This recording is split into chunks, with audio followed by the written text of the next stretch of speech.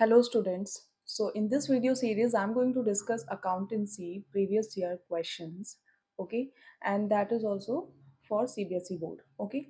So this is for session 24-25. तो चलिए discuss करते हैं।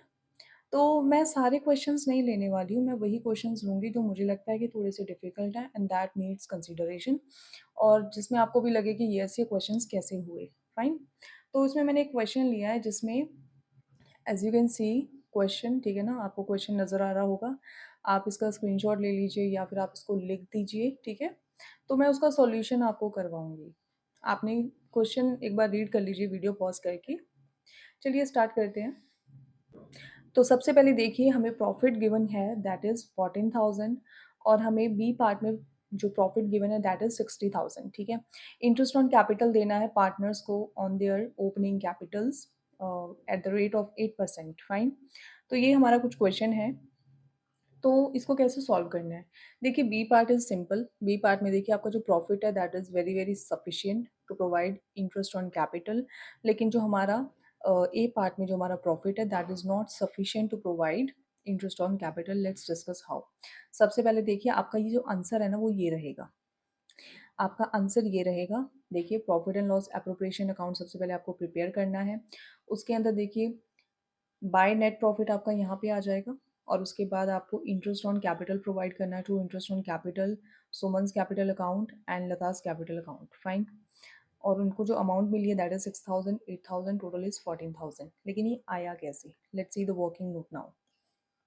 अब देखिए, in case of insufficient profit आप इंटरेस्ट ऑन कैपिटल जो है वो एक्चुअल नहीं प्रोवाइड कर पाओगे।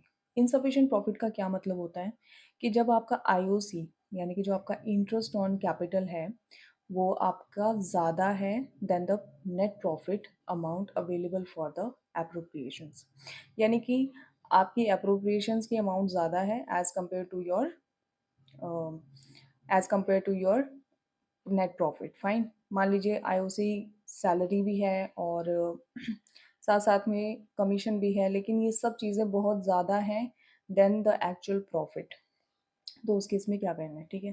तो चलिए, इस केस में आईओसी की बात हो रही है। आईओसी देखिए एक्चुअल में कितना बनता है, कैपिटल पे हम लोगों ने कैलकुलेट किया तो सुमन का बनता है 12,000 एंड लता का बनता है 16,000। Fine.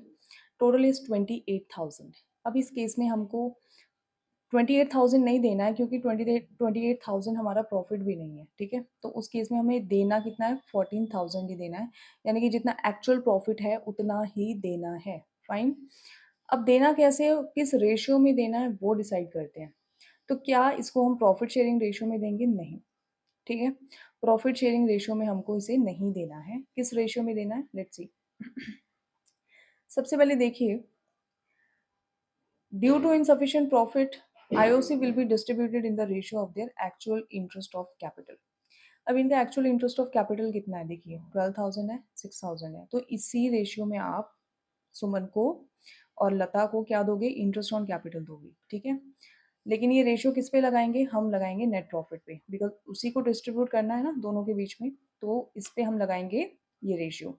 So 14,000 into 12/28 and 14,000 into 16/28। तो 6,000 मिलता है सुमन को, 8,000 मिलता है लता को, ठीक है। तो इस तरीके से आपको क्वेश्चन सॉल्व करना है in case of insufficient profit. So do like and subscribe my channel for more such videos on previous year questions of the accountancy, and hope you like this video and understood the solution.